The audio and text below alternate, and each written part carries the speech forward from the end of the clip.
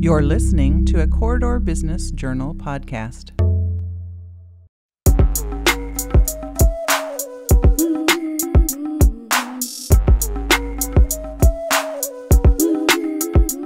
It's time for straight talk about diversity, frank questions, honest answers, and real insights. It's Diversity Straight Up, brought to you by Green State Credit Union, with your hosts Sarika Bhakta of Nikea Diversity Consulting and Alanna Arrington of Top Rank Professional and Executive Search Firm. Diversity Straight Up, brought to you by Green State Credit Union, is a Corridor Business Journal podcast. On today's episode, one of the biggest personal brands in one of the most visible industries in the world, the Corridor's own Alanna Arrington, one of the top supermodels in the world.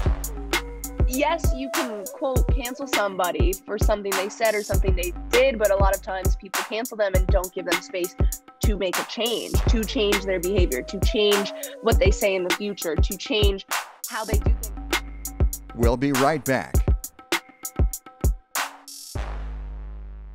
Green State Credit Union is proud to sponsor Diversity Straight Up. Established in 1938, Green State is Iowa's largest financial cooperative, serving nearly 250,000 members of all walks of life. Green State's products include checking accounts, loans, investments, insurance, commercial services, mortgages, and credit cards. Profits are returned to members in the form of better rates on deposits and loans. We encourage you to learn more at greenstate.org. Green State is federally insured by the NCUA and is an equal housing opportunity lender. Diversity Straight Up, brought to you by Green State Credit Union, is also sponsored by Alliant Energy. Welcome to another episode of the Corridor Business Journal's Diversity Straight Up. I'm your co-host, Sarika Bhakta. And I'm Alanna Arrington. And we're getting ready to take you on a fun ride today. It's going to be a great show. We're going to have a great conversation. We've got a wonderful guest. He's not biased at all either. Nah. Before we get to this wonderful guest of ours, Alanna Arrington, something's been on our mind. At least something's been on my mind. There's something on my mind. It's January 20th. Well, yes, January 20th, and I'm looking at our listeners here and thinking about the big date of January 20th. What's on your mind for January 20th? It's I think about it's Inauguration Day. It's a historical change in our country.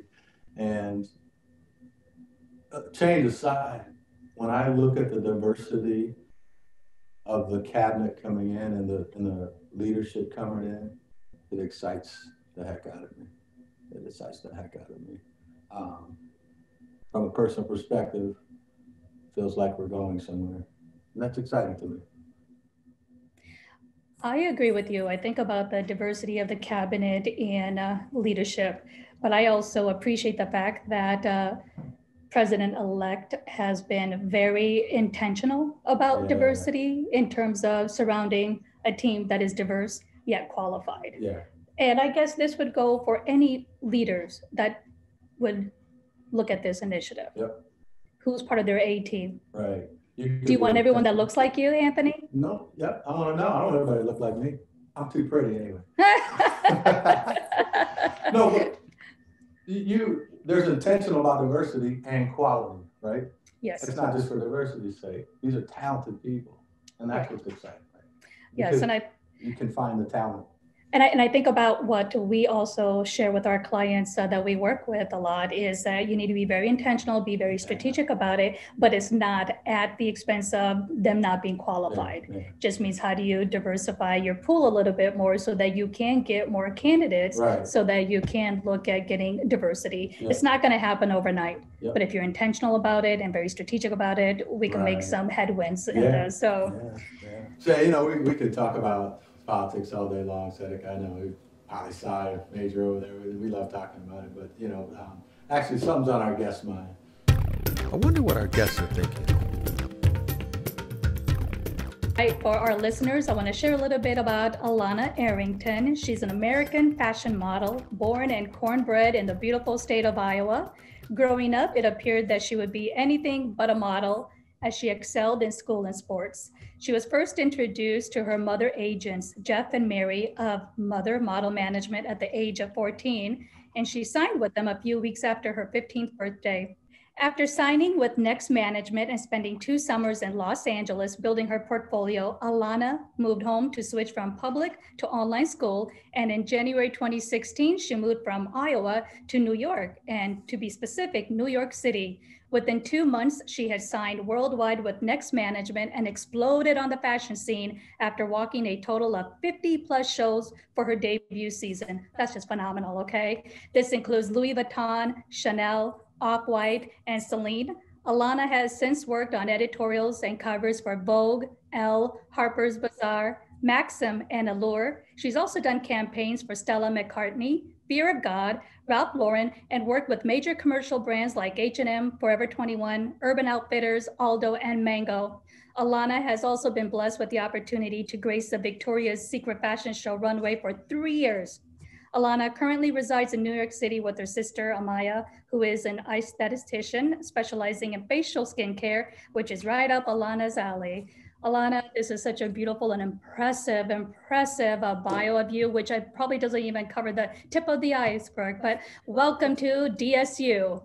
Thank you. I'm happy to be here. Well, Alanna, share with us and our listeners a little bit about you, your background here, born in Cornbread. I love how you say that, born in Cornbread in Cedar Rapids, Iowa, and then going from here to New York and around the world to the runways of the fashion industry and model industry. Yeah, well, I grew up in the southeast side of Cedar Rapids. So I grew up going to Erskine, McKinley. I went to Wash, so I'm a Warrior. Like growing up, I was a pretty active kid. I played like every sport with a ball. Everybody thought I was a tomboy, that I was going to be a WNBA star or something. And then high school, or probably like middle school, rolled around, and I got a subscription to 17 magazine. I remember, through like the middle school magazine sale thing you got, and I was getting my first 17 like magazines, and I was like, oh wow, this is cool. Like, ooh, this is cool. They're so pretty. They're so cool. And everybody always told me like I was tall and skinny, and I was seeing all these girls that were tall and skinny. I was like, I could do this. Like, so I don't even really remember how, but I ended up finding Mother Model Management, who's now my mother agency, on Facebook or Instagram, one of the two. Followed them on everything I could and started keeping up with all the things they were doing. And at the time, they were working with Carly Kloss, who ended up being, this mega star, went off and married a Kushner, which is an interesting turn of events. But I saw her rise to fame, and I was like, cool, well, she came from the Midwest. I could do that too. Like, so then I just had all these kind of like green lights in that direction. And then they had an open call. And so my mom drove me and my best friend, Nicole Gearhart, who's also a Warrior alma mater, drove us to the open call, and we went in. And I just remember like coming out, and I was like, I don't think they liked me, because Jeff didn't say anything to me, and Mary was really nice, but I just felt like she was being like nice to whatever, play the part. And then, yeah, I signed with them, and it kind of started slow. Like, I was in LA for a period of time, like in between school. And then I would drive to Chicago on the weekends. Like, my mom or my dad, whoever could, would drive me to Chicago on the weekends to do whatever work I could in between school. And then, I don't know, I was kind of like about to give it up. And then I moved to New York. Like, New York was kind of my last shot. And so I came to New York with kind of like, I was like, I don't really know if this is going to work. Maybe it's just like another like chance to get away from home at the time. Another excuse to get out of CR. And then it ended up working just how I wanted it to. And yeah, 7-8 years later, I think I'm still doing it. So yeah. Alanna, talk about some of the barriers you face growing up, from a diversity perspective. Or once you got into the industry, what representation looked like to you, before, and do you see models like you on the runway today? So as you think about growing up and some of the barriers or the personal hurdles you face. Can you talk about some of that? Yeah. I mean, well, like just one, like being a biracial kid, like in any sense is interesting, like just growing up, because you learn like you're not 100% this, you're not 100% that. So like your whole like childhood is like, well, where do I fit? Like, what am I? Where do I fit into the picture? Because they're all over here saying, well, you're not us. And they're all over here saying, you're not us. So then you're like, well, what the fuck? So like a lot of like being a kid was being like kind of not like the oddball out, but like just felt a little bit like out of place.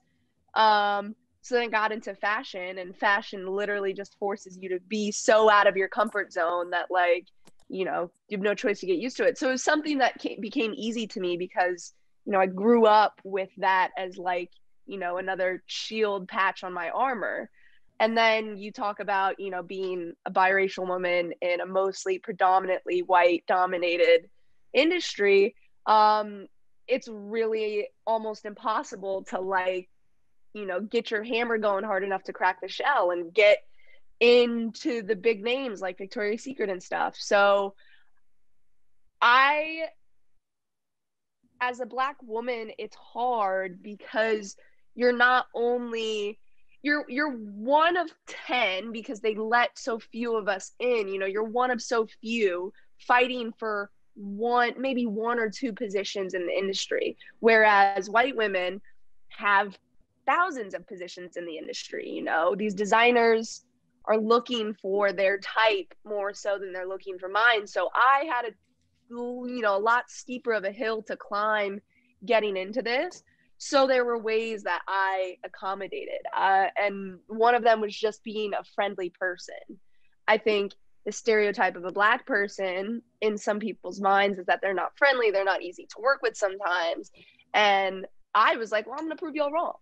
I'm the easiest person to work with. And all these people that didn't think they were going to have to work with me eventually did, because I made it easy to be worked with. But I think a lot of what I had to do in the beginning of my career was overcompensate for these boundaries put up. And I was so young, I didn't really understand. And I'm still young and I'm still learning to understand what boundaries were put in front of me. But as a young kid, I was just like, this is just fun to me. And so I didn't really, like, the whole start of my career was not really seeing this as this uphill battle. It was just fun. It was like a whole party this whole time. And then I got to almost the top of the hill and I was like, whoa, that was like a really tough crawl up. Like, that was hard. But yeah, I mean, it goes back to being a kid. Like, I learned to kind of just like look beyond that and see my place beyond those boundaries and just get there. So you had mentioned that in this industry being white, male dominated, and you had answered one of the questions I had, why, is because the designers were looking for a certain type. Do you think that that has changed now that you've made it to the top and that they know you, Alanna, and because of all the various brands you have worked with, that they want to cater to you now? Do you feel it's switched, that they ask you, Alanna? I mean, I can speak from, like, there was a generation of girls who are now some of my closest friends in the industry, a lot of mixed race girls, and we all came in at around the same time, and we're tight-knit crew because we had to protect each other. Like, we had to get to the table and then make space for the rest of us. That was how we, individually became a collective and made space for everybody. I think the rapid change you've seen in the last probably 10 years in the industry has been girls finally going, well, we can't do this just individually. We all have to come together, because these designers clearly are not going to recognize us as individuals. But if there's a whole crew of us, they can't ignore us. And I think, like, going into what you were saying, designers now obviously look for a lot of different things because they're forced to. Their customers are looking for a lot of different things. Customers want to see themselves in a lot of these pictures, and they won't shop with brands that don't show these other, these various customers. And so I think designers that didn't want to make that change were then forced to make that change because they were going to lose money. And there's still some out there that don't make those changes, and that's on them. That's their choice, and that's, the hill they want to die on. But yeah, it's definitely like, it's a powerful thing. Like, we had to go, well, if one of us is going to get there, we sure as hell can all get there. If all these white girls can do all of this, why can't all these black girls do all of this? Why can't anybody else? And so we didn't take shit, and we made it known that we were going to get our place. And, one by one, now you've got girls going to get perms to get hair like us, and girls going to get spray tans to get hair like us, because they're seeing us and they're going, I want to be that. Absolutely. Representation makes a big difference. And when I think about the unattainable standard of beauty, and that's always been focused around European standards. Totally. Yeah. And I remember growing up here in America, looking at a foundation, I had to blend a couple of bottles of foundation to even get to my skin. Yeah, you had to use the bronzer as your powder because they didn't make powder darker than light. And it was just, you just had to do so much to be able to find something that would even look a little bit natural. But we know that we're seeing a lot of brands, and in recent years, we've seen brands like even Victoria's Secrets. They've had a downturn in the fashion industry. It's also led to, cancellations of some of their world-renowned shows, as well as closing of some of their stores. There's still a lot of controversy when you're thinking about, surrounding beauty standards. It's not diverse enough. It's not representative enough. So, as a former Victoria's Secrets model, can you talk about, diversity topic related to, or relative to, I should say, Victoria's Secrets or the industry in general, and how the perception of diversity in the fashion industry has positively impacted businesses? Because you just indicated that those who are going to pivot and cater to new markets, they're going to make money, right? Because that's a purchasing power. So you're seeing a more strong trend going in that direction now? Yeah. I mean, just like you were saying, I think a lot of these brands, designers, creative directors, anybody in fashion is realizing that without the change, their business is going to take a blow. Victoria's Secret was obviously one that was on a mega platform where the reality of, something mega collapsing under decisions to not include certain people in this world, it played out on that scale, and people were able to see it and finally see into this mystery of fashion and what's going on, on the flip side of things. And that started a conversation that flooded down to everybody, because they were looking at this mega brand like, oh my God, Victoria's Secret, this brand who's been around forever and has millions and millions and billions of dollars, took a blow. Like, what could go wrong? How could someone make such a mistake that something goes wrong? But it goes back to what I was saying. Customers, there's aspiration and there's inspiration, and I think a lot of fashion was meant to be aspirational, like you aspire to be.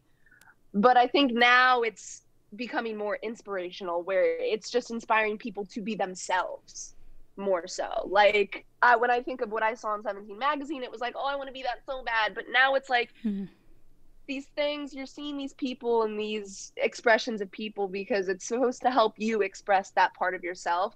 So I think these brands take a blow when these customers are shopping online or whatever else in their magazines, and they're not seeing themselves. They're going, well, I can't wear these clothes, or I can't wear this makeup. Like, if the white girl's modeling it, I can't, who knows how it's going to look on me. So I know from personal experience, if I'm shopping and I don't see someone who looks like me, I'm not going to buy the clothes, because how do I know it's going to look good on me? I don't. Alliant Energy is a place where I can create the future, where my skills, creativity, and new ideas make a better tomorrow. I help deliver the energy powering moments that matter to you. It's where we care about the environment and our neighbors, a place where my talents and skills grow. My job isn't a job, it's my passion, my place, my purpose, because I am energy. See how you can put your energy to work at alliantenergy.com/careers. I think your industry, the fashion modeling industry, is so reflective of what we see in the business world, in the broader business world, in the corporate world, and what we are trying to get across to many of the individuals and organizations we work with is that the demographics of the world are changing. We're globalizing, and if you're not looking at your customer base today, tomorrow you could be out of business, and that's so prevalent in your industry. The other thing I wanted to touch on, Alanna, you mentioned we talked about we talk about values a lot in business, and how employees that are impactful in their organization, it's because their personal values align with the values of the company, and perhaps ultimately the values of the community that they live in. And when those three values intersect, you have such a productive organization. In your space, can you talk about your experience having to go to work and work for an organization that you didn't share the values with for whatever reason? Maybe it was the type of clothing or the atmosphere they shot in, the way they treated employees. Can you talk and how you manage through that as an employee? Because I think all leaders and all employees want to know how to be better at that, and some of them don't know how to deal with that. I mean, in the setting of work, like when I run into obstacles like that, I'm pretty upfront about it. I think one blessing of my industry versus other industries is I kind of get the pass with the diva card. And by diva, I don't mean true diva where I'm throwing a fit because someone's not, blowing my hair correctly. I mean diva, I can snap at somebody for some shit they said to me to my face. Right then and there, I can handle the situation. Now, there have been times where I haven't handled it like that, where I'm working with a client that could literally make or break my bank for the year, and I have to bite my tongue, and I have to go back to my agent and handle it with them. And I have to go, hey, this is what so-and-so said to me, or this is how this played out on set. And I have to let them handle it behind the scenes because it could literally ruin my career. I mean, these people, fashion, they'll break you down. Whereas I think in other industries, you have HR you go to, or you have your manager or whatever. I don't really get that. I get blackballed sometimes if I say something wrong. So I do occasionally have to be cautious about how I handle situations in those settings. Yeah.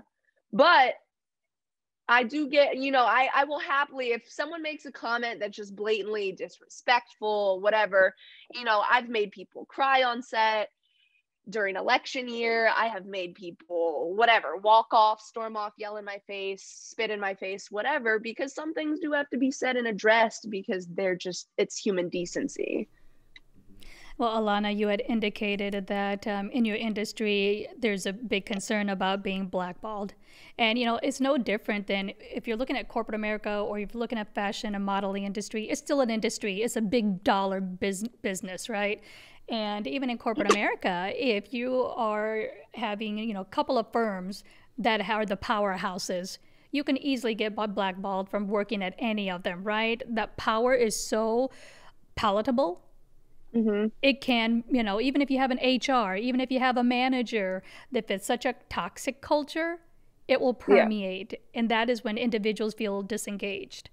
I do want to ask you, in terms of cancel culture, this is what kind of popped in my mind right now when you were do you think cancel culture is something that should be embraced, or do you think it's something that people have really taken it to one extreme much more than the other? You want to talk a little bit about that, especially from your perspective in your industry? Yeah, I believe it's taken to such an extreme. I mean, I think it's a way for, people that sit behind their keyboard to feel the power that they think they have by quote unquote canceling someone. Now, given the context of it and anything, you have to take that into account. People are making sense a lot of times and they're trying to cancel somebody, but there's a lack of logic there. It's very childish in my eyes.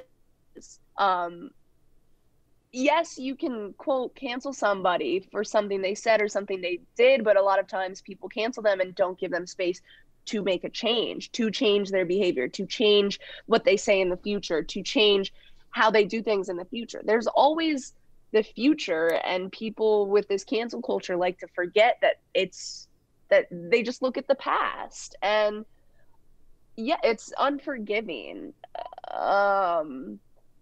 Do I think there are people that deserve to be canceled forever? No.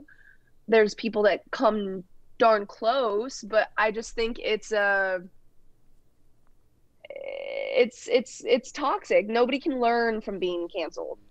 Where's the lesson in being canceled?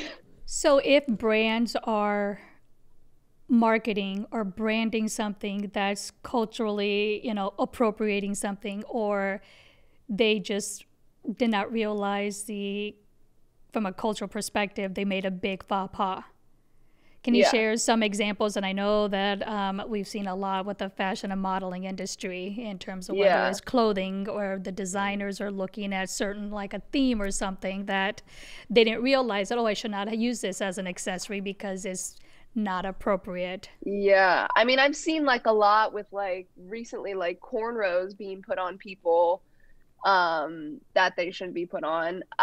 I even have an issue when I'm backstage and a white person tries to do my cornrows, because that is even a little weird to me, but it happens a lot. And I think, to give context to where people where the question, how could you be so dumb, would come from, is creatives, these designers and stuff, are so lost in their own world, this creative world that they've warped themselves into, that to them is not a boundary they're crossing. They haven't put cultural boundaries into their creative mindset. So when they're coming up with a collection, the idea that could be perceived as inappropriate doesn't really cross their mind. Now, the issue lies in that, but also it lies in the 50 other people that they're working with that overlook that overstep that. That is a lot of the problems in fashion, is that yes, there's a rotten egg here at the top that people can bash, but they're missing the 50 other rotten eggs that are sitting right there along with them, that are allowing that behavior to continue. It's not just this one designer that let this one person get photographed. It was also the photographer, the stylist, the PR, it's a whole team of people that aren't being called out or canceled or whatever. If we're going to cancel one, we got to cancel them all. And then you got to give them all a chance to say, okay, I realize where I fucked up. I can explain to you exactly where I fucked up, not just I did fuck up. No, I see exactly, this is where I messed up here, this is where I messed up there, this is where I messed up there, and here's how I'm going to change it. I want to touch upon a topic that, again, when we're thinking about standards of beauty, colorism is so huge when you're thinking about standards of beauty and thinking about beauty globally. And I don't care if you're here in America or if you're in India or another part of the world. Again, the standards of beauty when it comes to light-skinned is so much higher. And I remember even in India and then even growing up getting some of the products called Fair and Lovely, where you put that cream on, the whole intent is that you're going to be a lot more fairer, and if you're a lot more fair, you're going to be a lot more lovelier. And I think Anthony and I have had these conversations a lot that, even for standards for marriage, we want a daughter-in-law that's, tall, skinny, and light-skinned. And so how do you're a biracial professional in this industry. And from, being biracial, light-skinned, what have you seen from a colorism perspective that you feel like you can be a big advocate for? Well, to start out, a lot of brands, when they're claiming that they're being diverse and inclusive, they love to use this token black girl. And I'm always the token black girl, because I'm passing for whatever they want me to be in the moment. Being biracial, they can make me Latina here, they can make me white there, they can make me black here. They can dress me up to the part pretty damn well. And so a lot of the ways I see that being done is I am the token girl. I am the one girl included in a cast of however many that's Black, so that they can check the we were diverse off the, you know, list of boxes. And it's a big problem because I am not anywhere near representative of the entirety of the Black community. I am a sliver way on the left side. Way on the left side. So to even think that I am representative of all these other women, all these other young girls, is so damn disrespectful. It's even more rude to include me as a token girl than it is just not do it at all. So then they know to just not even waste their time with it, you know? So I always have a problem with that. And I make sure I tell my agents, because again, that goes back to, I can't always say it to these designers' faces and stuff. But I make sure I tell my agents that, yo, that makes me uncomfortable. Like, that's not okay. That's not okay. And there's even some ways, you know, they phrase it. Like, I'll find out I didn't get a job. And it's like, oh, they went with so-and-so instead. And I'm like, oh, so they went with the other, got it. Okay. They went with the other token. You know, they cycle through. And on the flip side, there are a million brands that are great and are so on the other side of being inclusive that, you know, they only have a Black cast. And that's incredible too, because then we finally get a space to all be together and represent something beautiful. And, you know, you get to see all that Black magic or whatever work. But yeah, it's interesting. So if you had to give a grade to the fashion and modeling industry, A through F, where does it sit right now with equity, diversity, inclusion, and engagement? And we've talked a lot about different issues on this episode. I'm going to give it like a D+, because you, like I said, there's the token person that's in front of the camera. You don't see anything else going on behind the scenes. They got a lot to work on behind the scenes.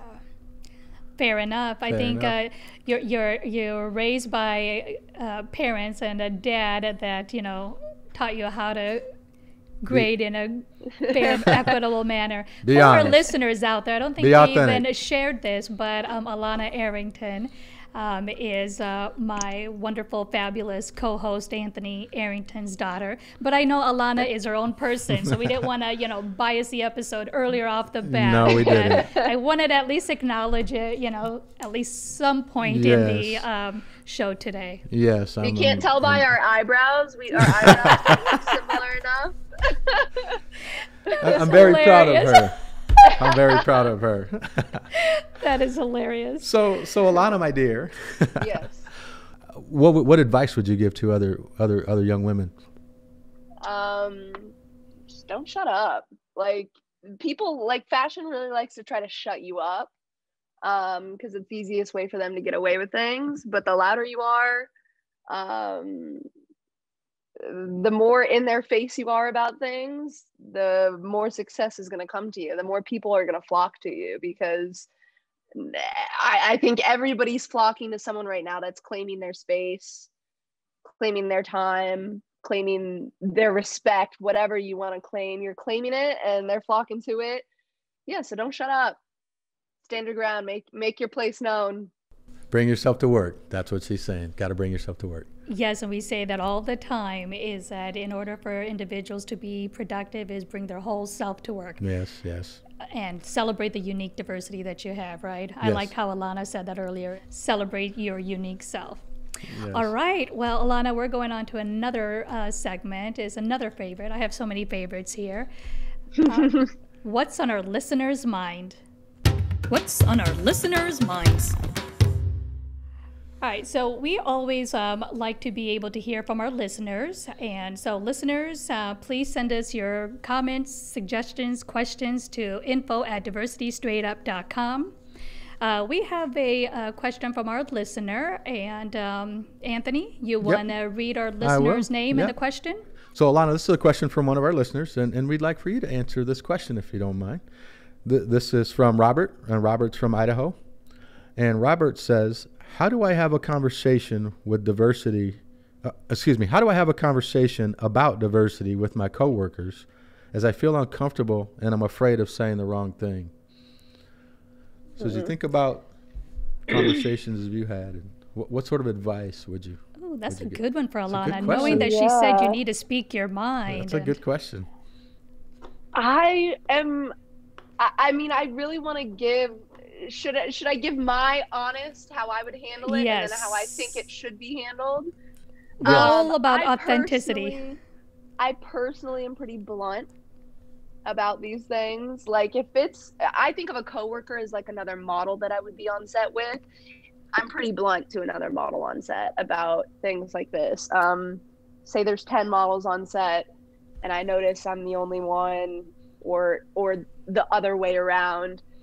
I'm gonna start a conversation about it, and in a light-hearted manner, because that's the easiest way to get people to talk, is to be lighthearted and make it not seem so serious until it is, until you've caught them in the conversation and you can go, okay, well, let's really get into this. Let's really unpack the suitcase now. But just kind of like lightheartedly, I will joke or whatever about, well, hey y'all, why does this feel so weird right now? Like, why does this feel so off? Does things feel a little unbalanced to you guys?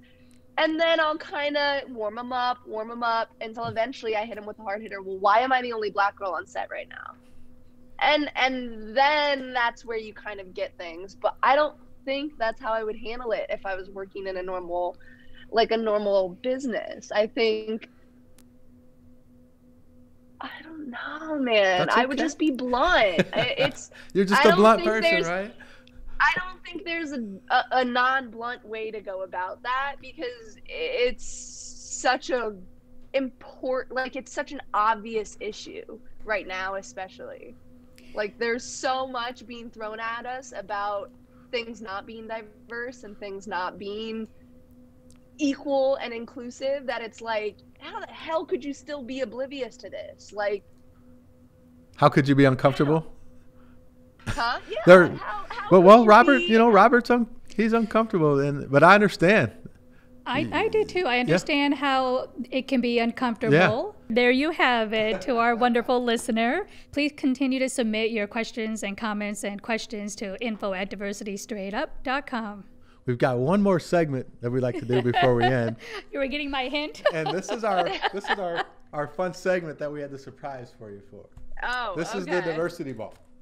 Now, Oh. if you were here, you might have seen this at home when you were in the studio. But if you were here, what we would do is, this ball is like a soccer ball, and it has a bunch of questions related to diversity on the ball. A soft soccer ball, okay? It's Very soft. Right. So I'm nice to Sarika. I don't throw it hard. Either. I can't say I'm the same though, Alanna. Right.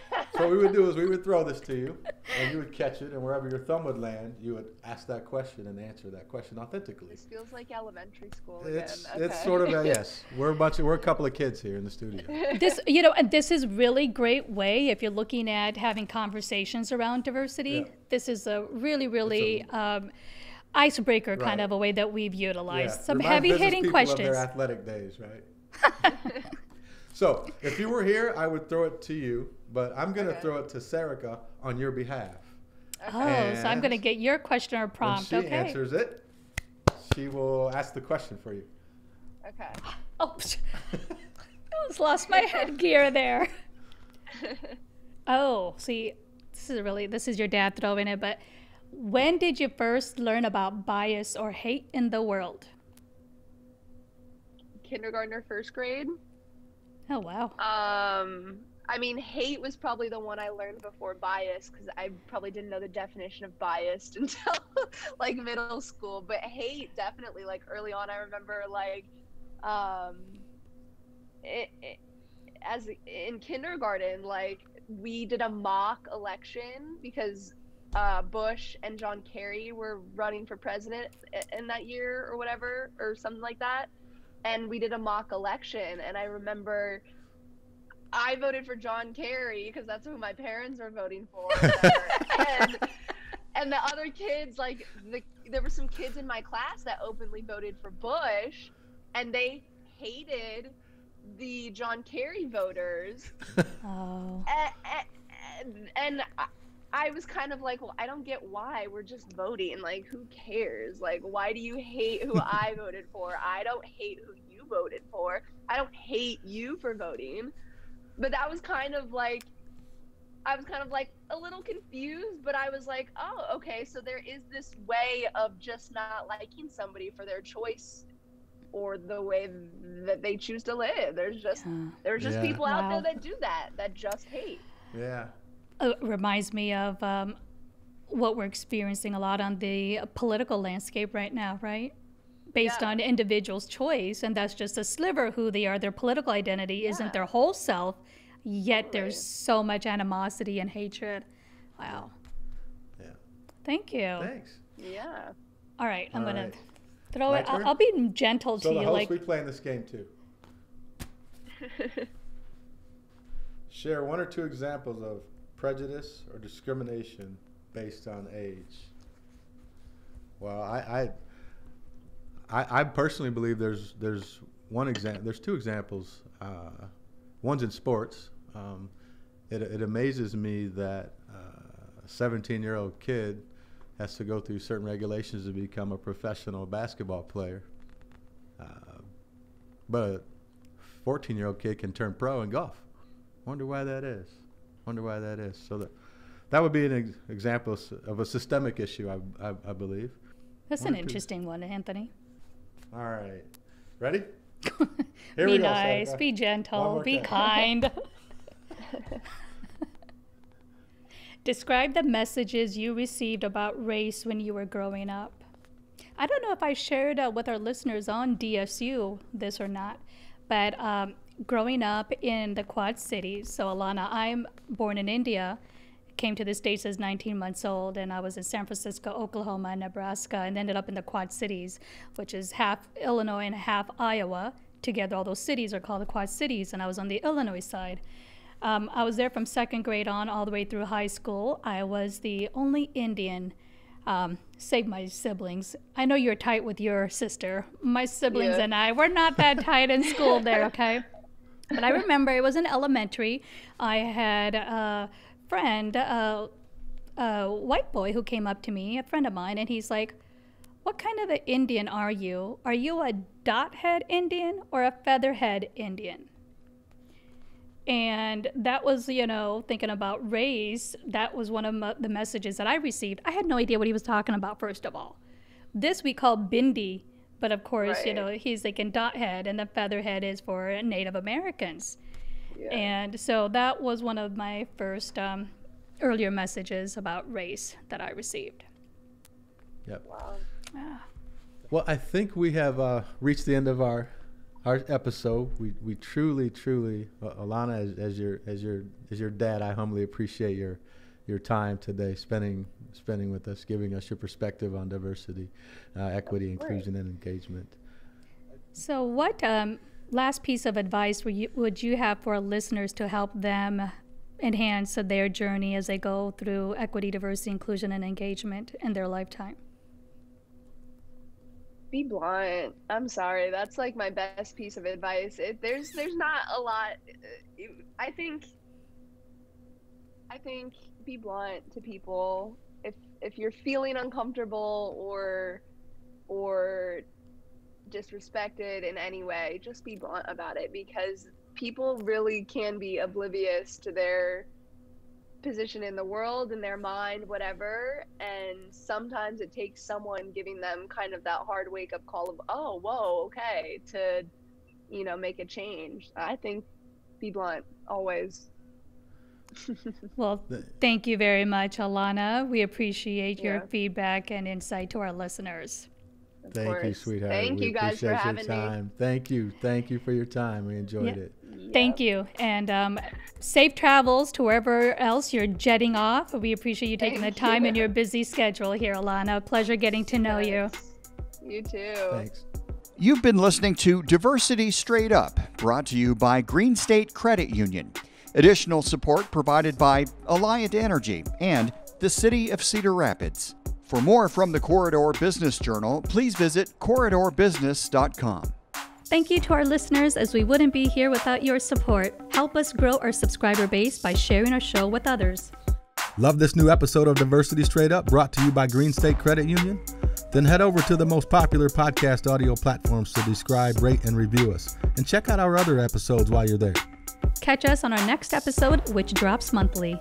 We'd love to hear from you. Hit us up and send your questions, comments, and suggestions to info@diversitystraightup.com. Remember, wherever you live, work, and play, our backyards are increasingly global. It's not enough to simply be a leader. Be a global leader by leveraging diversity with equity, inclusion, and engagement. And share your journey. This may empower others to be bold change agents. Be courageous, be authentic, be vulnerable. Diversity Straight Up, brought to you by Green State Credit Union. Keeping it real.